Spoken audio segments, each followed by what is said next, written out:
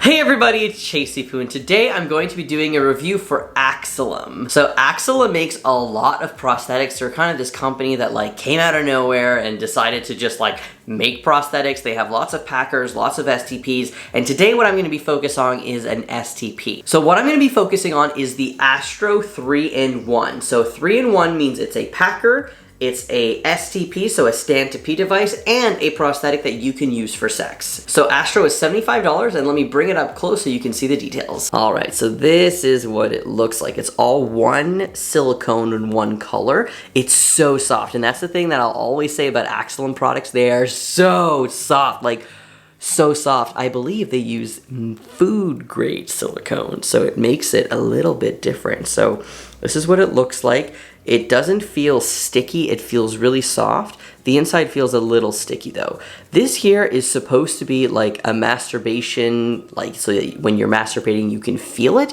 However, I'm gonna show you what the rods look like and how this is useless. I'm being completely honest over here. So originally the company came out with this as just like a packer and an STP. They didn't have any rods that go in there. So I don't have the specific rod that will fit in here. However, I do have what a rod looks like. So this is what the rod looks like. It's a very hard silicone over here and then a much softer silicone, and this is supposed to kind of rub against your junk. So when you're penetrating somebody, this rubs on you and you can feel it too. Putting this in here is going to be literally useless because it's not really going to fit, because the one that you want to fit needs to really fit the whole shape. So the rod is sold separately and you can buy it separately on the website. So make sure if you want the rod, you want to do that. Now the issue with the rod here and this prosthetic specifically is that this is pretty small. And it's not like it's a bad thing that it's small, okay? You're looking at it and you're like, Chase, that's not actually small.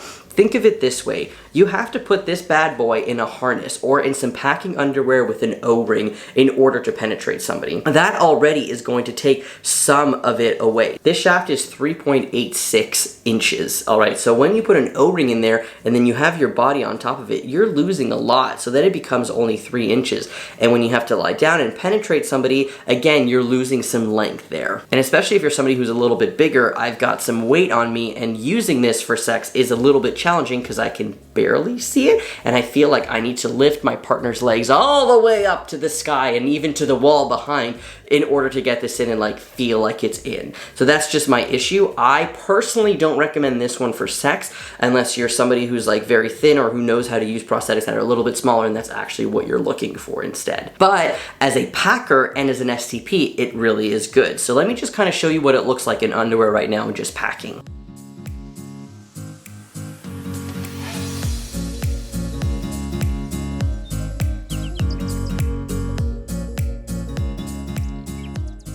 As you can see, it's a pretty good bulge if you're looking for something that's a little bit bigger. And just keep in mind that because it's an STP, you do have this whole spot that's going to be on your junk. You can squeeze it, especially if you're wearing skinny jeans or really tight underwear, and it's not too bad, but it is a little bit sticky, just a little bit. So I recommend using packing underwear if that's what you're into that have a little pouch in front. So my favorite are the Cake Bandit underwear from Trans Guy Supply, which is what I just showed you in those clips, or you can use packing strap. So that's just, you put this in a packing strap and you can just put it on top of your underwear. Another similar thing would be the Joey pouches. You put this in a pouch and you safety pin it to your underwear. It feels good there too. A lot of people ask to demonstrate how to pee using STPs. I can't do that on YouTube. I will get banned forever. So instead, I've actually opened up an OnlyFans account where I post very educational content of different prosthetics that I use, different masturbation sleeves, how to use them. I actually show how to use masturbation sleeves on my body, and I will have a video up today on my OnlyFans page using this specific STP and showing you how I pee with it. So if you want to check that out and you're looking for a little bit more information, make sure to check out my OnlyFans page. I will link that in the description below. But in general, as a packer and as an STP, it's really, really great. I did not leak with this. I feel like I now have an unfair advantage because I've tried so many STPs, maybe 40, maybe 50, that I really know how to position the cup. However, with STPs, you always practice, practice, practice.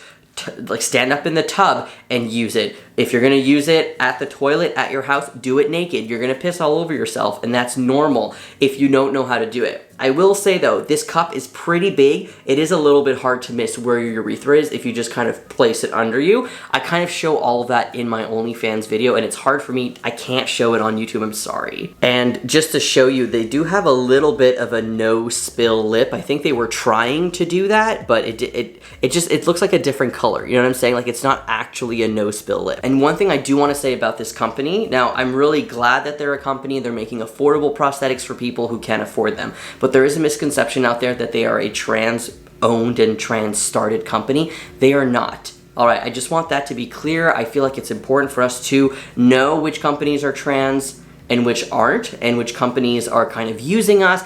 I don't feel like AXOLOM is using the trans community. I know that they are not trans, and they had trans friends, and they knew that prosthetics were too expensive, so that's why this company came to be. I understand that, and I'm happy about that. And I don't think that they're using the trans community to just make money. I mean, they're making money, but they're also helping a lot of trans people. If you just follow their Instagram account, they do giveaways like almost every day. They like do private giveaways where they give prosthetics to companies to give away, and then they do individual giveaways on Instagram, which is actually super impressive, and I've never seen another company do that as much as AXOLOM does. The other company that would be very similar that does giveaways like that would be GC2B, the binder company, and they're a trans-owned company. So I think it's very admirable that they are not a trans-owned company, but they're trying to be as inclusive as possible and actually help out, whereas some non-trans companies just literally use us for money, which is bullshit. Anyways, I just thought I would like mention that because a lot of people in the comments are like, aren't they a trans owned? They are not. I've talked to the people who own the company. They're very nice, and I just wanted that to be known for people that it is not a trans-owned company. Again, not that it makes it a bad thing. I just feel like everybody should have the information out there. Anyways, this is the